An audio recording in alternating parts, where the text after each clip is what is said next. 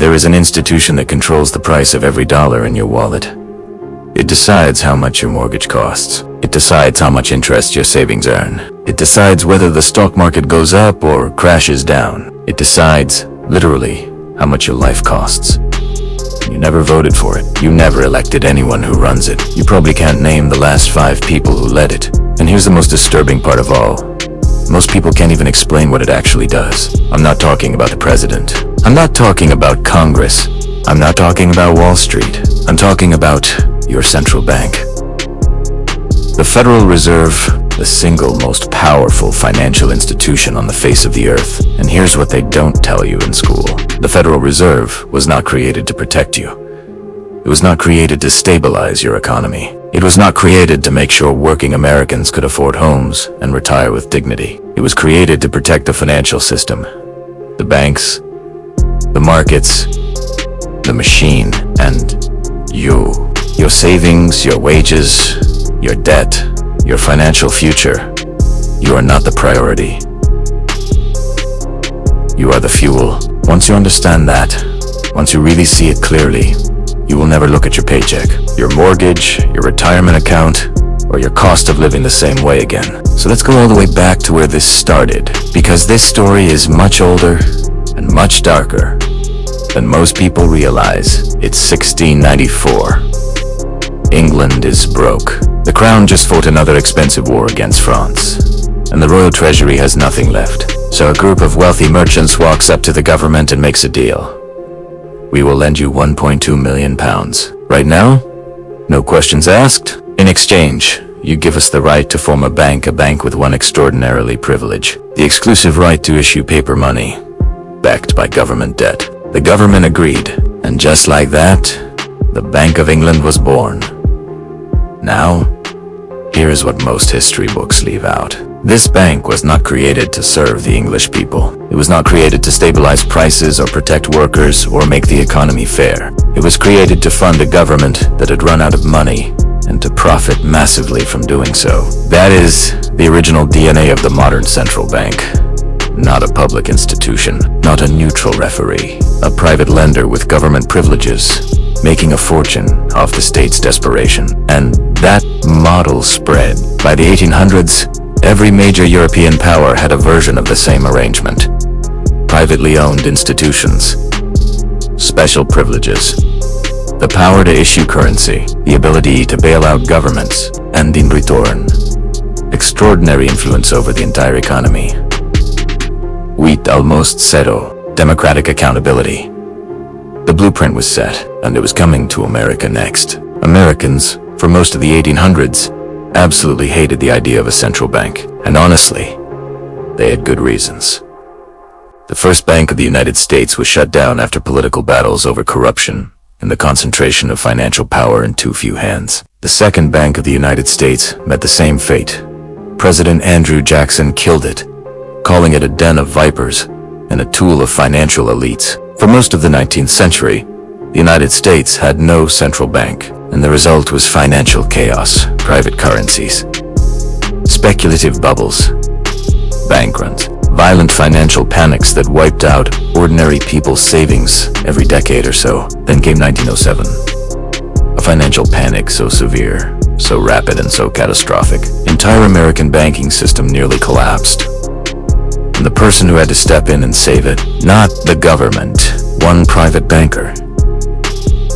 J.P. Morgan, the most powerful financier in America, personally coordinated the rescue. He gathered the heads of major banks in his private library and essentially forced them to stabilize the system. It worked. Barely. But it terrified Washington. The idea that the fate of the American economy could depend on the goodwill of one private banker.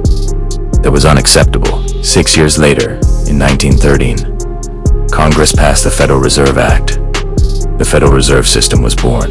It was sold to the American public as a decentralized, independent network of regional banks that would prevent future panics and stabilize the economy.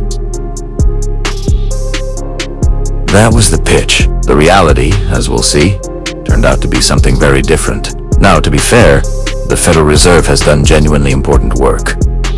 It has prevented bank runs. It has provided liquidity in crises. It has, at various moments, kept the financial system from completely seizing up. But here's the question that nobody in mainstream finance wants to answer honestly. Who benefits most from how the Fed operates? Look at what happened in 2008. The global financial system was collapsing. Banks had made catastrophically reckless bets on mortgage-backed securities. The whole house of cards was falling. The Federal Reserve's response: it cut interest rates to near zero. It printed trillions of dollars through a program called quantitative easing. It bought toxic assets from the very banks that had created the crisis, taking their bad debts onto its own balance sheet. It guaranteed loans. It backstopped markets. It did everything in its enormous power to make sure the financial system, the banks, the investment funds, the asset holders did not fail, and it worked. The system was saved. Meanwhile, millions of workers lost their jobs. Small businesses shut down permanently. Renters faced eviction. Families lined up at food banks. What was saved in 2020 was not the American economy. What was saved was the stock market.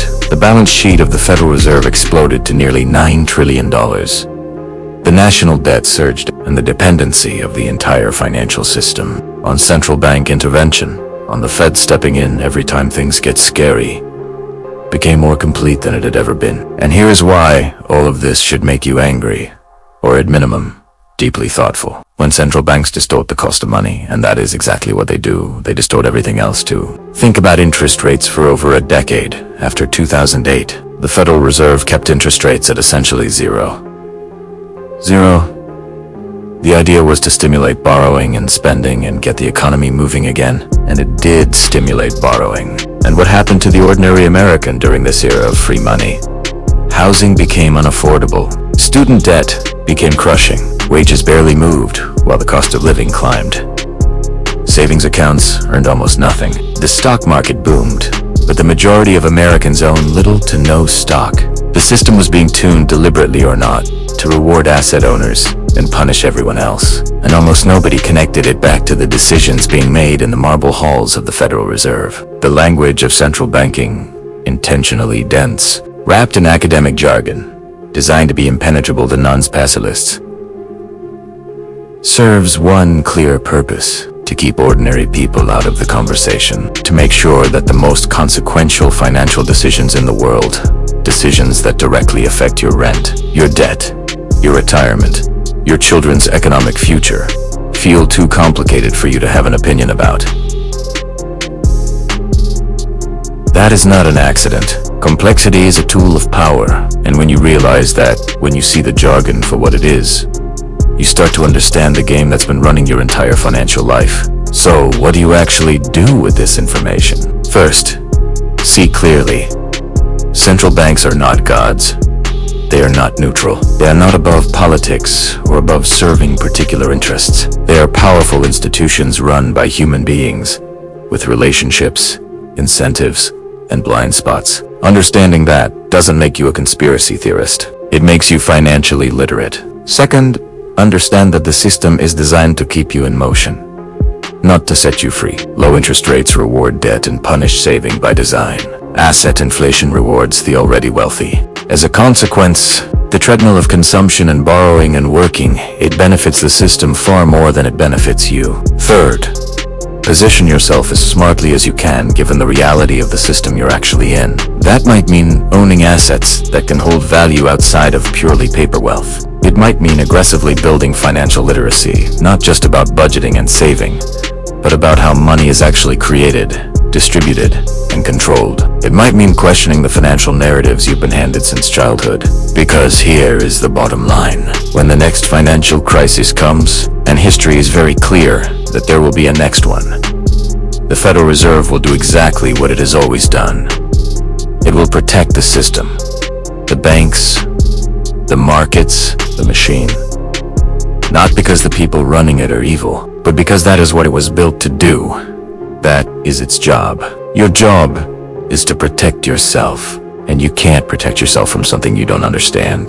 This channel exists for one reason: to give you the financial history and the financial understanding that the system never wanted you to have. Because knowledge is the only real protection in a world where the rules are written by people who benefit from you not reading them. If this video shifted something in how you see money, power, and the system you live inside, subscribe, share it with someone who needs to hear it. And the next video is something you absolutely cannot miss. We're going deep into the Iran-America financial war.